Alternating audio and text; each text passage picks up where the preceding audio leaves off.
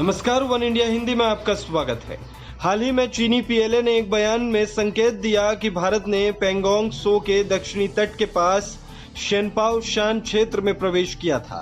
Peoples liberation army के western theatre command के प्रवक्ता कर्नल शांग शुइली द्वारा जारी एक बयान के हवाले से कहा गया कि भारत ने शेनपाओ शान क्षेत्र में प्रवेश किया था, जो पेंगोंग त्सो के दक्षिण में स्थित है। अब चीन की इस शातिर चाल से समझिए कि वो कहना क्या चाह रहा है।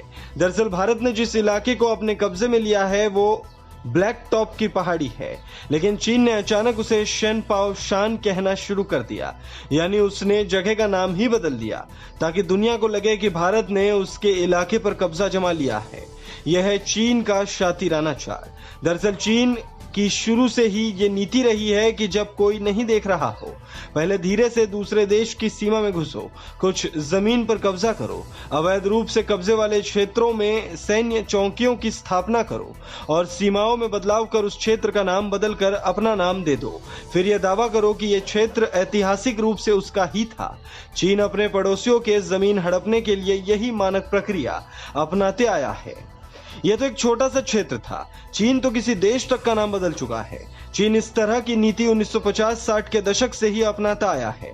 तब चीन ने तिब्बत और पूर्वी तुर्किस्तान का नाम बदलकर पश्चिमी सांग और शिनजियांग कर दिया था। इसी तरह 1962 के चीन भारत युद्ध के बाद चीनी पीएलए अवैध रूप से लद्दाख के एक हिस्से पर कब्जा कर रहा है। तब इस क्षेत्र का नाम बदलकर अक्साई चीन कहना शुरू कर दिया था, जिसका चीनी भाषा में अर्थ होता है सफेद पत्थरों का चीनी रेगिस्तान। चीन इसी तरह से अरुणाचल प्रदेश को पारंपरिक तौर पर दक्षिणी तिब्बत का हिस्सा बताता आया है।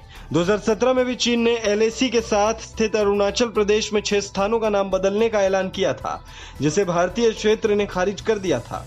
अब इसकी नजर लद्दाख के ब्लैक टॉप पर है। अब समझना जरूरी है कि आखिर ब्लैक टॉप पर अवैध कब्जा करने के लिए चीन में इतनी छुटपुटाहट क्यों है।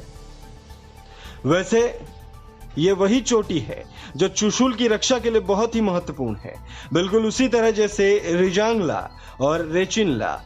ब्लैक टॉप पर इंडियन आर्मी के कब्जे का मतलब यह है कि पूरे सेक्टर में चीन की सेना बैकफुट पर जाने को मजबूर है, और ऐसी स्थिति में अगर जंग होती है तो पीएलए के लिए अपने पोस्ट को बचा पाना भी नामुमकिन होगा।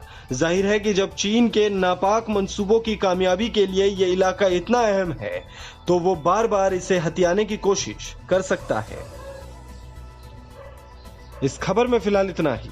तमाम अपडेट्स के लिए बने रहिए वन इंडिया हिंदी के साथ।